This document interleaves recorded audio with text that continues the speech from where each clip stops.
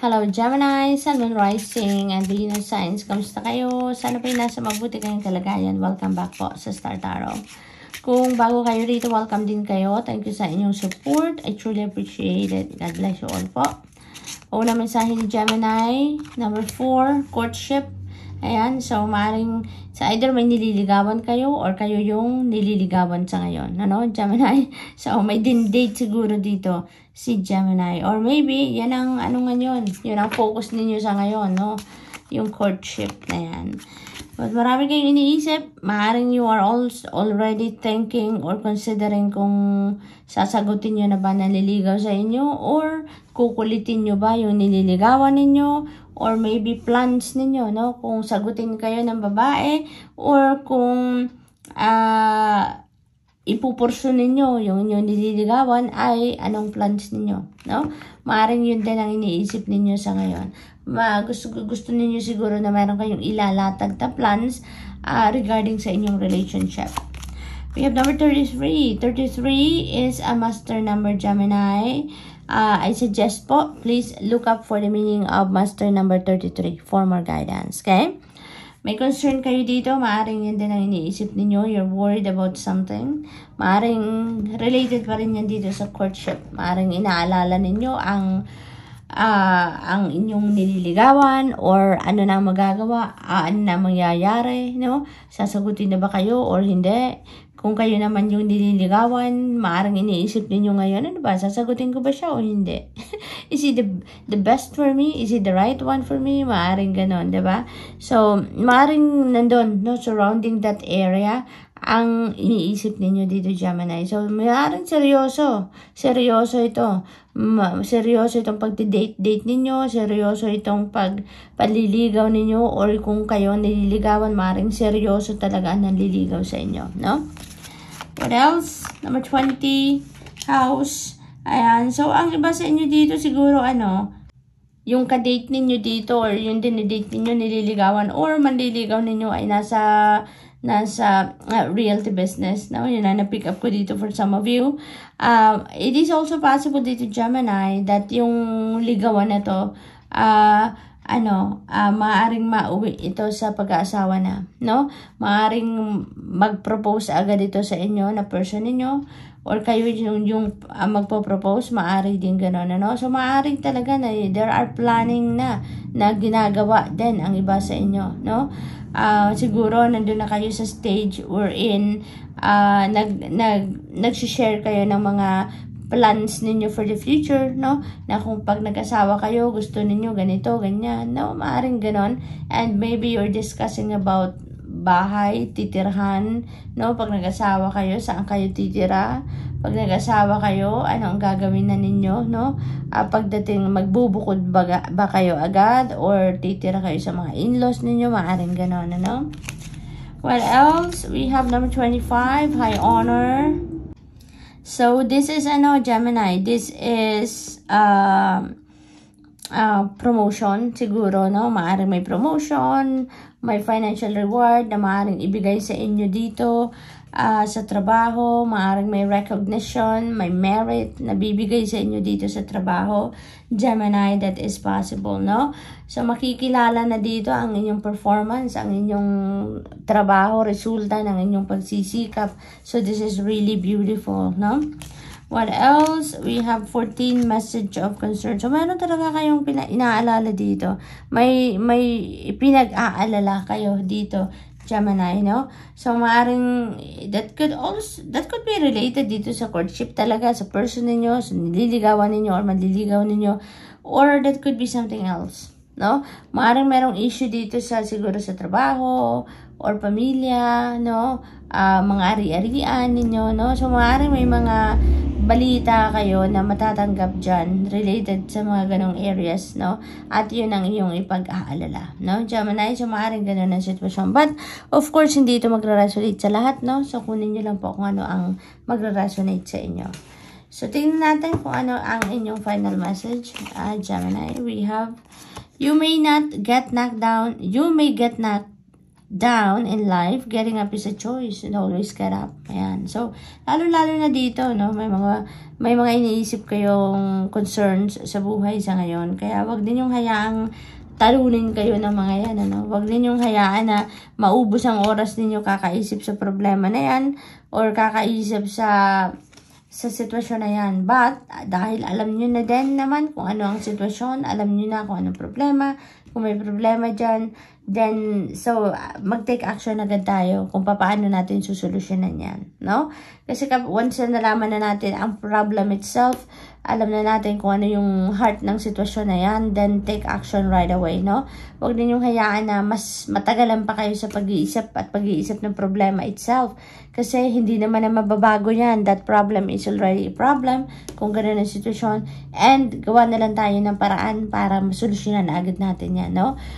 Bumangon agad tayo, no? Bumangon agad tayo. Let's think about something na makakapagpa-improve agad ng ating sitwasyon.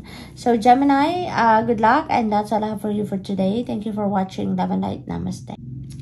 Hello Libra, Sun, Moon, Rising, and Venus signs. Kamusta po kayo? Sana po nasa mabuti kayong kalagayan. Welcome back po sa Star Tarot. Kung bago kayo dito, welcome din kayo. Thank you sa inyong support. I truly appreciate it. God bless you all. For Libra, expectation, ayan, so maaaring marami kayong expectation sa inyong mga endeavor ngayon, sa inyong mga ginagawa, sa inyong mga efforts na binubuhos sa kung anumang bagay, no? So maaaring chinecheck nyo na ngayon kung ano na nga ba ang mga na-meet nyo na ba ang expectation ninyo, ano pa ba ang mga ine-expect ninyo, maaaring ganon, ano? 23, courthouse, some of you, siguro nagtatrabaho din ang iba sa inyo dito sa korte, no? Sa courthouse. It is also possible na maaaring meron kayong pinaglalaban ng kaso sa ngayon, or maaaring meron kayong sinasangguni sa mga abogado, sa judge, maaaring ganon. No, may kinukonsulta kayo, maaaring ganon ang ganap.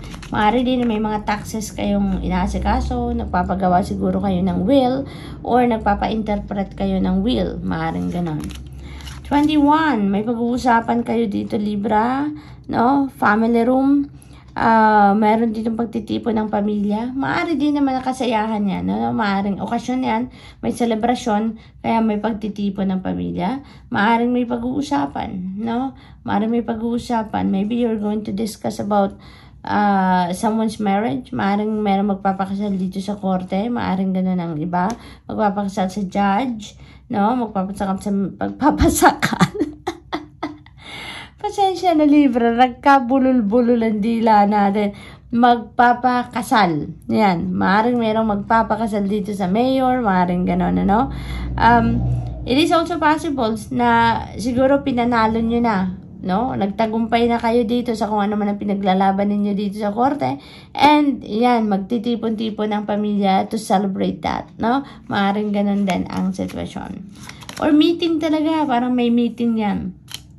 So, we have privilege lady, maaaring, financial success, prosperity, and abundance coming into your life, no? Meron ditong swerteng parating pagdating sa pera, trabaho, source of income.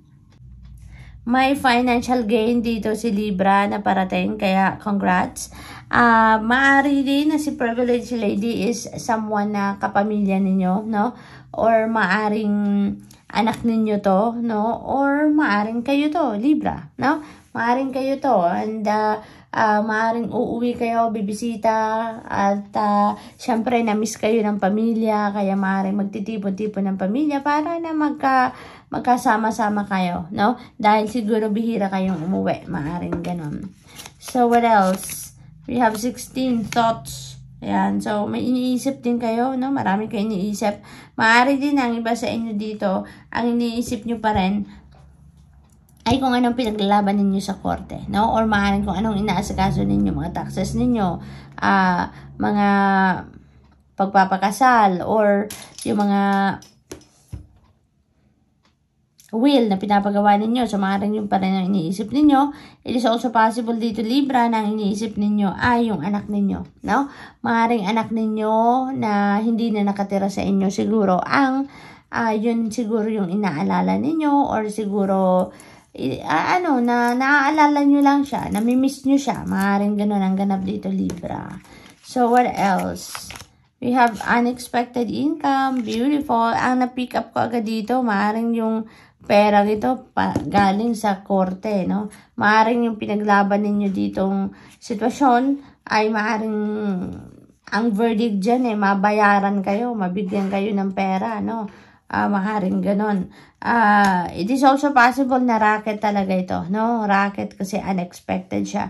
This could be racket, side hustle ninyo, maaaring ganon, Libra, no? So, good luck dyan dahil masaya. Mukhang malaki, medyo malaki ang parating sa inyo na pera dito, no? Kasi, tignan mo, liwanag ng kamay, ang laki ng coin. So, that could represent a big amount of money then na maaaring dumating sa inyo na hindi ninyo ito inaasahan, no? So, what else for Libra? Final message. Lord, help me remember that nothing will happen today that you and I can't handle together. Ayan. So, you're going to, work with God. You are going to be working hand in hand with the divine dito, no? So, in all that you do, no, Libra, lagi naman talaga natin katulong ang divine universe. Lagi natin katulong ang Panginoon. Lalo-lalo na ngayon, parang iniimbitahan ninyo ang divine universe dito na work with me, help me, no? Let's do this together. Kung ano man ang gagawin ninyo. So, good luck, Libra. Thank you for watching. Love and light. Namaste. Hello, Aquarius, Sun, Moon, Rising, and Venus signs. Kamusta kayo? Sana ba'y nasa mabuti kayong kalagayan? Welcome back po sa Star Tarot. Kung bago kayo dito, welcome din kayo. Thank you sa inyong support. I truly appreciate it. God bless you all. Po, na mensahe ni Aquarius. Number 9, change. Ayan, malaking pagbabago ito. Malaking pagbabago. Maaring relocation ito. Maaring papunta kayong ibang bansa, ibang parte ng bansa na malayo sa kung saan kayo nandoon ngayon. Maaring ganon. Maari din ang pagbabagong ito is place of residence, bahay, trabaho, no? Maaring maglilipat kayo ng employer, maaring ganon. Maaring may mag-migrate na dito sa iba sa inyo.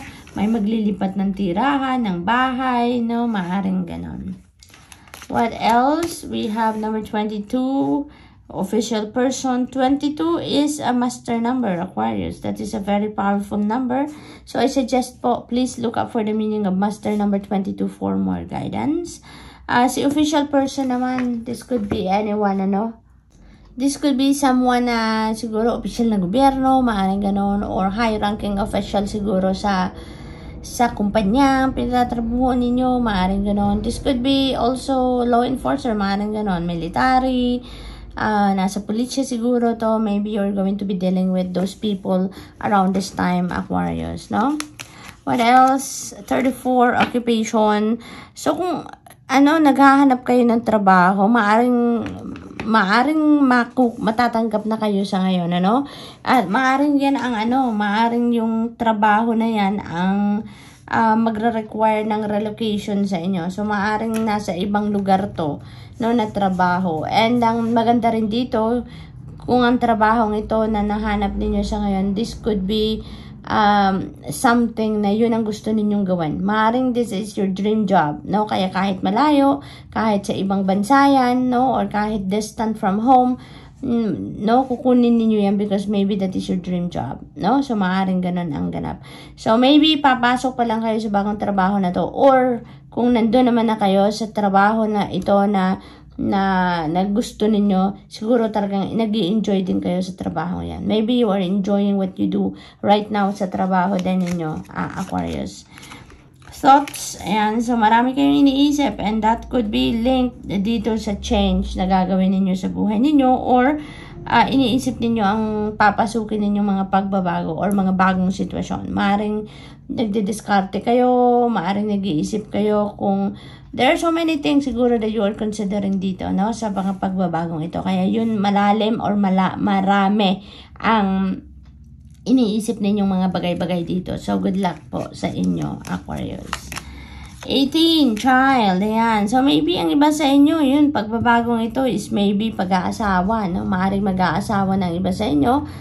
Maaari din na you are welcoming a new baby sa pamilya, maaaring ganon. At yun ang iniisip ninyo, no? Nagpaplano kayo siguro for this, pagpapamilya ninyo, or nagpaplano kayo dito sa kung ano mga gagawin ninyo regarding dito sa pag-aasawa ninyo, maaaring ganun din ang sitwasyon. It is also possible, Aquarius, na meron talaga kayong mga bagong simulain dito. May mga bagong sitwasyon kayo na papasukin, may mga bagong experiences kayo dito na papasukan, mga ganon, So, because si child also is a new beginning energy.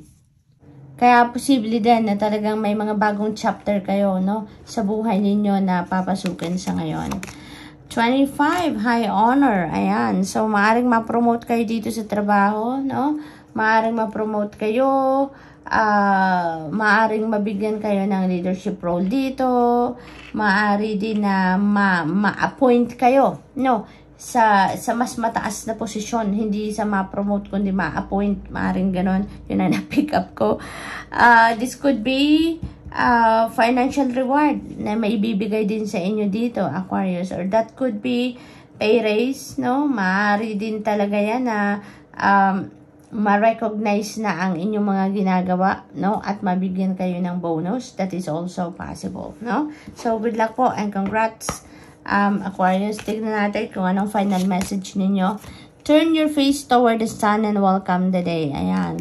Positivity lang, napipick up ko dito na kailangan ninyong gawin dito. Ano man ang inyong ginagawa or hinaharap sa buhay sa ngayon or haharapin sa buhay, always think positive and always look at the brighter side of life. Aquarius, that's all I have for you for today. Thank you for watching. Love and light. Namaste.